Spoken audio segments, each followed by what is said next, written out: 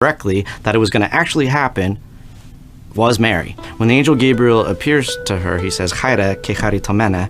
So that's rejoice is actually what he says. He tells her, rejoice, having been graced. Now, we know right away, it says she was troubled by what his greeting meant. So she wasn't afraid that there was an angel in the room or anything like that. That didn't seem to bother her at all.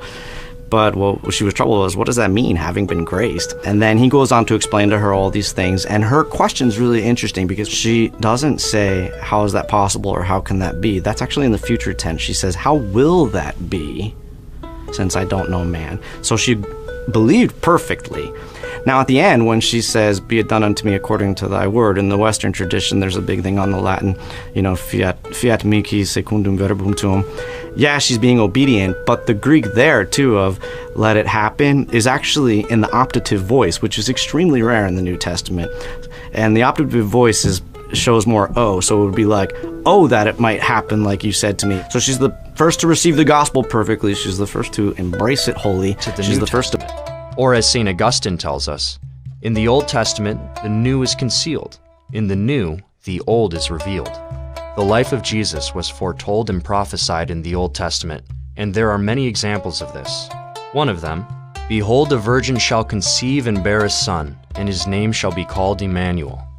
And therefore also the Holy which shall be born of thee shall be called the Son of God. Just as the connection of Christ in the Old Testament to him in the New is obvious to see, so too is the connection with Mary. In the 3rd chapter of Genesis, God commanded Adam and Eve not to eat the fruit of the tree of life. The serpent then tempts Eve to break God's commandment, and she does so, and Adam follows. Mary is foretold as the new Eve when God tells the serpent, I will put enmities between thee and the woman, and thy seed and her seed. She shall crush thy head, and thou shalt lie in wait for her heel. There is enmity, or intense hatred, between the woman and Satan, and the woman is undeniably Mary, and her seed is obviously Jesus. And this extends to his followers, all Christians. This is why St. John in his Gospel consistently refers to Mary as woman. He never actually ever mentions her name. At Cana, O woman, what have you to do with me? My hour has not yet come. At Calvary, woman, behold your son. In the book of Revelation, a woman clothed with the sun, with the moon under her feet and on her head a crown of 12 stars. Biblical typology also reveals Mary as the new Ark of the Covenant, which is a key element to the Marian dogmas. In the New Testament, Jesus, Moses, and Elijah during the Transfiguration speak of his departure, which he was yet to accomplish. Departure in Greek means exodus. This is why Jesus is referred to as the new Exodus, for he frees his people from the slavery of sin. In the Old Testament, right after the Israelites were freed from Egypt during their exodus, God commands them to make the ark. The Ark of the Covenant in the Old Testament contained in it the very presence of God. This is why it was not touched even when it was being carried. It was sacred.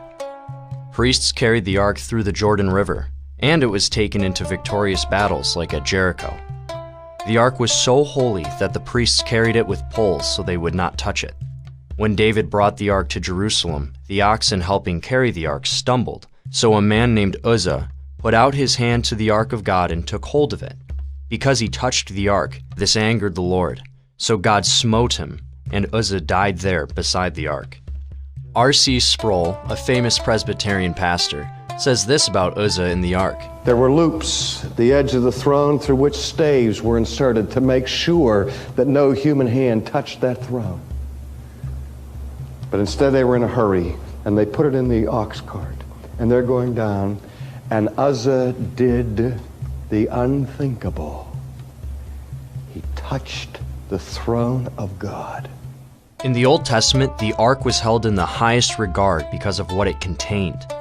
The golden urn holding the manna, or the miraculous bread that God provided the Israelites in the desert, Aaron's rod that budded, which represented the Old Covenant priesthood belonging to Aaron's clan, and the tables of the covenant, or the 10 Commandments.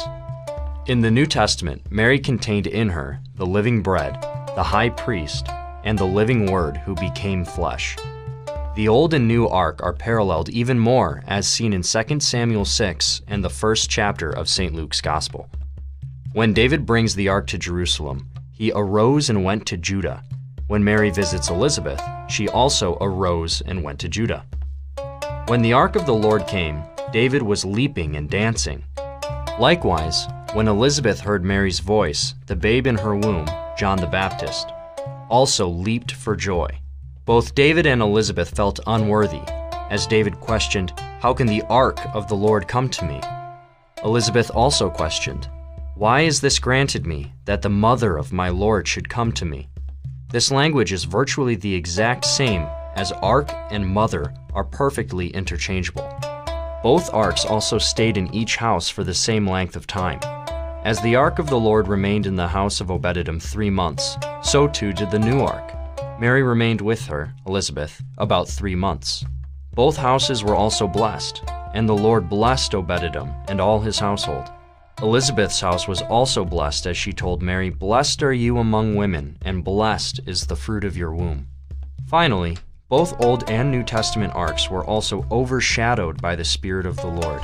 As the tent of meeting in the Old Testament contained in it the Ark of the Covenant, then the cloud covered, or overshadowed, the tent of meeting, and the glory of the Lord filled the tabernacle. In the New Testament, the angel Gabriel tells Mary, "The Holy Spirit will come upon you, and the power of the Most High will overshadow you." In the book of Revelation, Mary as the new Ark of the Covenant is even more revealed, as God's temple in heaven was opened, and the Ark of his covenant was seen within his temple. 1 verse later, a great portent or sign appeared in heaven.